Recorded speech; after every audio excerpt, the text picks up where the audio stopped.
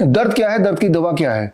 दर्द बहुत तरह से हो सकते हैं, फिजिकल पेन, मेंटल पेन। आज हम फिजिकल पेन की बात कर लेते हैं। अगर आप कैंसर के पेशेंट हैं, आप दर्द से बेहाल हैं, अर्थराइटिस के दर्द से बेहाल है, किसी ट्यूमर के दर्द से बेहाल है, या फिर किसी इंजरी की वजह से दर्द से बेहाल है, कोई गैंग्रीन का पेन है, तो ये जो वीडियो है, इस वीडियो के माध्यम से आपका दुख और दर्द थोड़ा कम हो सकता है। यहाँ हम बात करेंगे आपकी, यहाँ हम बात करेंगे मेरे एक पेशेंट कीर्ति की, लेकिन उससे पहले कुछ इतिहास की बात कर लेते हैं, बैटलफील्ड की बात कर लेते हैं। जब अचानक कोई इंजरी हो जाती है, बुलेट शॉट लग जाता है, कोई चाकू या कोई और हथियार से जख्मी हो जाते हैं, तो क्या उस वक्त ऑन द स्पॉट हमें दर्द होता है? इसको समझाने के लिए एक उदाहरण लेते हैं, मेजर शैतान सिंह का एग्जाम्पल। 1962 की बात है, लद्दाख में राल जंगला बॉर्डर पर तैनात थे अपने 124 सोल्जर्स के साथ, जब हजारों चीनियों ने अचानक हमला कर दिया। मैं बात कर रहा हूं इंडो चाइना वॉर की। और तब इंजर्ड होने के बावजूद भी एक पोस्ट से दूसरे पोस्ट बिना किसी कवर के वो भागते रहे, लीडरशिप देते रहे। अंत में वीर गति को प्राप्त हुए और उन्हें परमवीर चक्र से नवाजा गया। लेकिन इस तरह के बैटलफील्ड की कहानियों में देखा गया है, जब सोल्जर्स किसी तरह से जिंदा बच के निकल पाते हैं, तो वो अपने इंजरी की बात जब याद करते हैं तो वो बताते हैं कि उस वक्त बुलेट लगने के बावजूद भी, या फिर पूरा पैर माइन से उखड़ने के बावजूद भी दर्द का एहसास ऑन द स्पॉट नहीं होता। उनका पूरा ध्यान, उनका पूरा फोकस होता है दुश्मनों के ऊपर। तो यहां ये बात समझनी होगी कि दर्द कैसे होता है, क्यों होता है, क्यों ऐसा होता है कि इंजर होने के कुछ समय बाद दर्द का एहसास होता है, क्यों ऐसा नहीं होता कि इंजरी हो गई और उसी वक्त एहसास हो गया दर्द का। एक एग्जांपल अब मैं आपका ले लेता हूं। इमेजिन कीजिए, कई बार ऐसा हुआ होगा आपके साथ कि आप सुबह बड़े जल्दी में थे, आपको ऑफिस जाना, किसी काम पे जाना, और जल्दीबाजी में आपका पैर बिस्तर के किसी कोने से टकरा गया, आपने ध्यान ही नहीं दिया और अपने काम पे निकल पड़े। लेकिन शाम को जब आप वापस आए, तब आपने जब कपड़े उतार रहे थे, तो आपका ध्यान गया कि जहां पे चोट लगी थी वहां पे सूजा हुआ है, काला पड़ा हुआ है, नीला पड़ा हुआ है। तब उस वक्त पहली बार दर्द का एहसास भी हुआ। यानी कि इंजरी हुई सुबह, और शाम को जब वापस आए, जब इंजरी पे नजर पड़ी फर्स्ट टाइम, तब आपको दर्द का एहसास हुआ। तो there is gap between the time you were injured and the time when you felt the pain for the first time. तो यहां समझना होगा कि पेन का ट्रिगर आपका ब्रेन देता है। ब्रेन डिसाइड करता है कब पेन देना है, कब नहीं देना है। बैटलफील्ड में अगर वापस चलते हैं, जब सोल्जर्स के आगे थ्रेट होता है, तो तब एक फाइट और फ्लाइट सिंड्रोम भी बॉडी में काम करता है, और उस वक्त वो फ्लाइट और फाइट सिंड्रोम के तहत स्ट्रेस हार्मोन बॉडी जनरेट करता है, और एंडोर्फिन की तरह, या एंडोर्फिन ही, या कई सारे और इस तरह के हार्मोन जनरेट करता है, जो कि एक पेन किलर की तरह काम करता है, ताकि उस वक्त जान बचाना एक मेजर चैलेंज होता है। ब्रेन ये समझता है, इसीलिए वो पेन का एहसास ब्रेन उस वक्त नहीं देना चाहता है। लेकिन जब वो सोल्जर एक सेफ जगह पर आ जाता है, एट द टाइम वो पेन का एहसास तब होता है। तो ये समझना होगा, ये जो पेन है, that is being decided by the brain. अब जब आप पेन किलर लेते हैं, जब मॉर्फिन लेते हैं, पैरासिटामोल लेते हैं, तब पेन का एहसास कैसे गायब हो जाता है? तब पेन गायब नहीं होता, पेन का एहसास गायब हो जाता है, बिकॉज तब वो दवाइयों के माध्यम से आपने अपने ब्रेन को नम कर दिया या चुप करा दिया जबरदस्ती। लिहाजा जब उस दवाई का असर खत्म होता है, तो अगली बार जब पेन होता है, वही वाला पेन वो पिछली बार से और ज्यादा भयंकर होने लगता है। बोलने का मतलब ये है कि किसी भी तरह का पेन का कोई इलाज केमिकल से हो ही नहीं सकता, और करने की कोशिश करेंगे तो उसका कॉस्ट ये है कि अगली बार वो जो पेन है वो ज्यादा होगा पहली बार से, और दवाई की मात्रा हर बार बढ़ाते रहनी पड़ेगी। यानी कि आप एक जाल में फंस गए, एक ट्रैप में फंस गए। तो यहाँ पे कंक्लूजन ये है, if you are having any kind of pain, there is no solution in chemicals, there is no solution in hospitals. वो एक ट्रैप जरूर हो सकता है कि उस पेन को उस वक्त पेन से छुट्टी पाने के उस पेन से छुट्टी पाने के लिए आप हॉस्पिटल चले जाएंगे, थोड़ी देर के लिए पेन चला भी जाएगा, बट उसका कॉस्ट जो है वो बहुत भयानक होता है या होगा।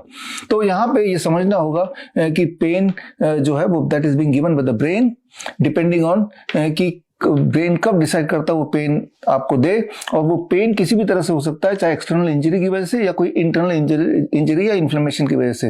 अब पेन का नाम होता है कि पेन कैंसर का पेन है, अर्थराइटिस का पेन है, ट्यूमर का पेन है। आप सिर्फ पेन को पेन समझेंगे तो पेन को ठीक करना आपके लिए आसान हो जाएगा। इसको समझाने के लिए मैं अब अपने एक पेशेंट कीर्ति की बात करता हूँ। सूरत की कीर्ति, 50 साल की, सूरत यानी कि गुजरात में। बात है पिछले साल की, लगभग इसी समय की, जब बैक पेन हुआ पहली बार कीर्ति को, और बैक पेन बढ़ता चला गया और जैसे आप सब लोग करते हैं, हॉस्पिटल चले गए, डॉक्टर के पास चले गए, पेन किलर ले लिया, फिजियोथेरेपी करा लिया, ओजोन थेरेपी भी कराया, और इस तरह से चलता रहा, लेकिन पेन कम होने का नाम ही नहीं लिया। मैं बात कर रहा हूँ कीर्ति की। Finally on June 2024 civil hospital Surat गई और वहाँ पे डायग्नोस हुआ कि भाई आपको तो आर्थराइटिस है। फिर डायग्नोस हुआ आपको तो स्पाइनल ट्यूबरकुलोसिस है, यानी कि अब इन दोनों बीमारियों की दवा चलने लगी इस उम्मीद से कि पेन खत्म हो जाएगा। लेकिन जैसे मैंने बताया कि पेन की कोई दवा नहीं होती, और पेन को दवा से कम करने का मतलब कि अल्टीमेटली आप पेन को और बढ़ाने ही वाले हैं। और यही हुआ कीर्ति के साथ। By the time it was December 2024 और जनवरी 2025 कीर्ति का पेन बढ़ता ही गया, असहनीय होता गया। बट लकीली फॉर कीर्ति 2025 में जनवरी महीने में 12 जनवरी को कीर्ति ने हमारे ऑफिस में कांटेक्ट किया, और फिर कीर्ति का केस हमने डॉक्टर नमिता के हवाले कर दिया। Kirti she is in Surat, doctor Namita she is in Delhi.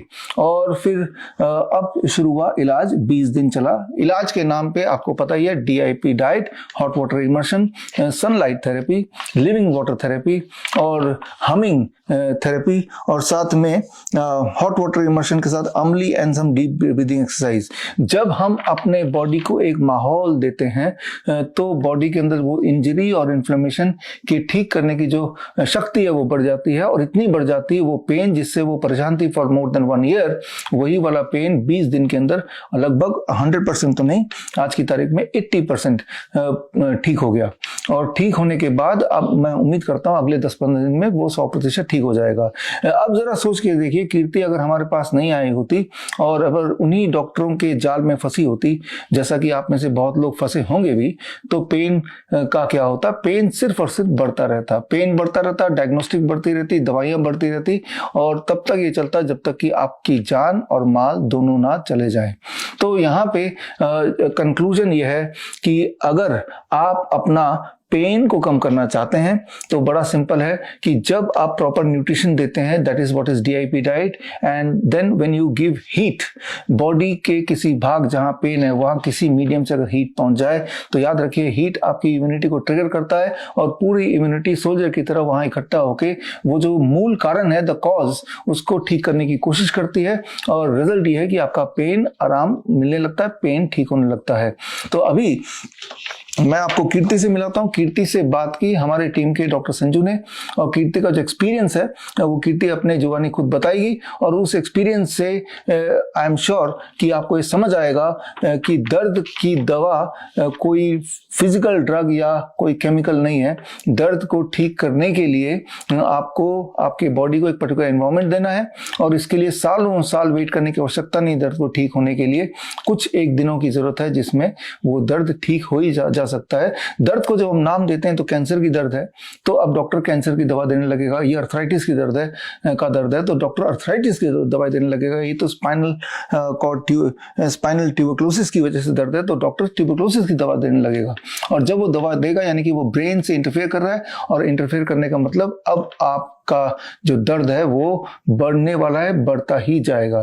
तो फिर मैं यहाँ पे कंक्लूड करना चाहता हूँ कि अगर आप किसी भी तरह के दर्द से परेशान हैं, और अगर आप ये नहीं चाहते कि दर्द बढ़ता जाए, अगर आप ये नहीं चाहते कि दर्द से बुरी तरह से आपकी हालत ऐसी हो कि आपकी last stage of the life बहुत बुरा रहे, तो याद रखिए कि दर्द का कोई दवा नहीं होती, कोई केमिकल नहीं होता। Only when you give the right environment आपका वो दर्द आपकी बॉडी खुद ब खुद ठीक कर देती है, और जब आपकी इंजरी या इन्फ्लेमेशन ठीक हो जाता है तब आपका ब्रेन वो दर्द के एहसास को स्विच ऑफ कर देता है।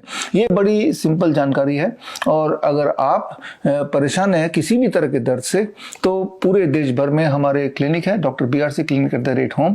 तो आपके शहर में जो क्लिनिक है वहाँ पे जाइए, और जाके हमारे जो एक्सपर्ट हैं जो डायरेक्टली मुझसे ट्रेंड है उनसे मिलिए, और आप देखेंगे कि बड़े से बड़े दिखने वाली बीमारी का आसान से आसान इलाज घर बैठे ही हो सकता है या होता है। और इसका एक उदाहरण है कीर्ति की कहानी। तो खैर अभी मिलते हैं कीर्ति से और जानते हैं कीर्ति की कहानी क्या है, कीर्ति के जुबानी। नमस्कार कीर्ति जी, कैसे हैं आप? अब ठीक हूँ। ठीक है। ओके। तो जैसे कि हमें पता है कि आपको स्पाइन ट्यूबरकुलोसिस, स्पाइन टीबी था, और आपको काफी पेन रहा है, तो या आप थोड़ा अपने बारे में बताइए।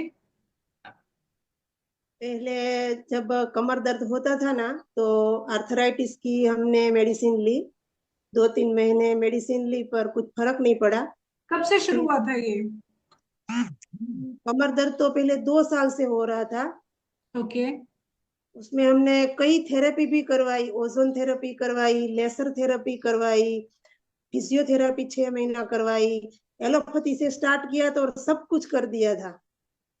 फिर ओके। थोड़ा कम हो पेन, पर नीचे में नहीं बैठ सकती थी, झुक भी नहीं सकती थी। फिर हम्म। किसी ने कहा कि ये बहुत डॉक्टर है, इसको आप बताओ, तो हमने ऑर्थोपेडिक को फिर से दिखाया। हम्म। उसने 2 महीने की दी, पर कुछ ज्यादा फर्क नहीं पड़ा। फिर उसने बोला कि आप एमआरआई करवा लो कि कहीं और कुछ डैमेज तो नहीं हुआ है ना। फिर हम्म। उसने एमआरआई करवाया, तो हम्म। टीबी हुआ और आर्थराइटिस भी आया, घाव हो ओके। गया था। ओके। और फिर आपने डॉक्टर बीआरसी को कैसे, मतलब हमारे बारे में आपको कैसे जानकारी हुई कि डॉक्टर बीआरसी ट्यूबरक्लोसिस को मतलब ट्रीटमेंट देते हैं, डाइट के थ्रू ठीक करते हैं पेशेंट्स को? आप ये वाली जर्नी बताइए, आपने हमें कब कांटेक्ट किया और कैसे कैसे आपने डॉक्टर नमिता के अंडर अपने आप को ठीक किया? एक बार मैं न्यूज देख रही थी ना, तो सिद्धू जी का मैंने न्यूज देखा था हम्म। कि की जो वाइफ है ना, वो कैंसर पेशेंट थी। वो न्यूज था। हम्म। तो भी मैं हेल्थ कॉन्शियस बहुत हूँ अपने बारे में। तो हम्म। मैंने गूगल पर सर्च, ये कौन डॉक्टर है जो नेचुरोपैथी से कैंसर ठीक कर सकता है।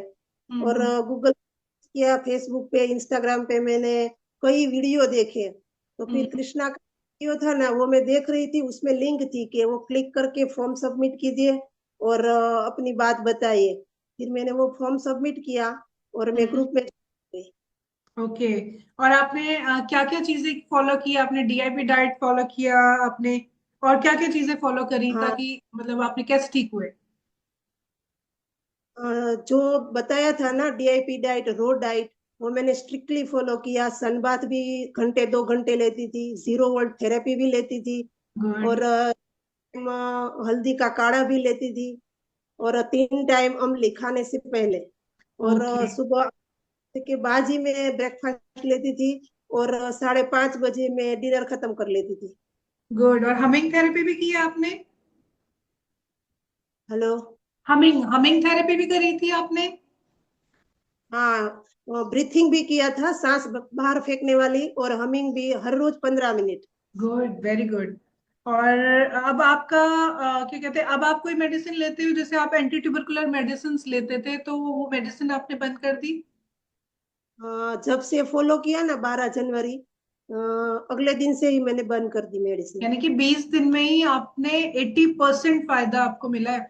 तो सोचिए, अगर 20 दिन में 80% फायदा मिला है, अगर आप इसको आगे भी फॉलो करेंगे तो कितने रिजल्ट आपको मिलेंगे, और जो लोग आपसे मोटिवेट होंगे वो कितने रिजल्ट्स उनको मिल पाएंगे।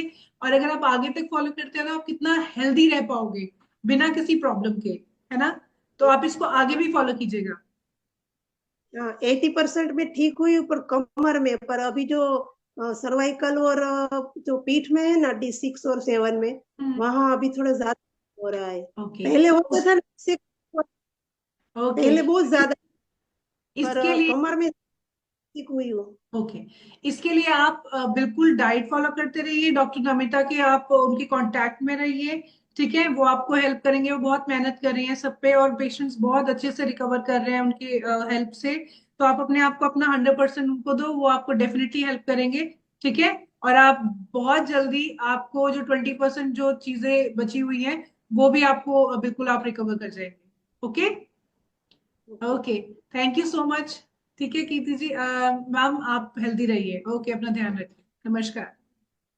नमस्ते। अगर आप अपना क्लिनिक स्टार्ट करना चाहते हैं या अपने एग्जिस्टिंग क्लिनिक को अपग्रेड करना चाहते हैं, अपने क्लिनिक में DIP diet, 3 step flu diet, या grad system for chronic kidney disease, या सर्केडियन चार्ट, या 0 volt therapy for all kind of inflammatory disease, या पेन मैनेजमेंट के लिए एक्यूप्रेशर या Ayurvedic panchakarma, vagus stimulation therapy for better blood circulation, या DAN protocol for lung disease, ये सारे protocol अगर आप इंक्लूड करना चाहते हैं तो स्क्रीन पे दिए हुए लिंक www.bishrup.com/clinic में जाके फॉर्म भरें।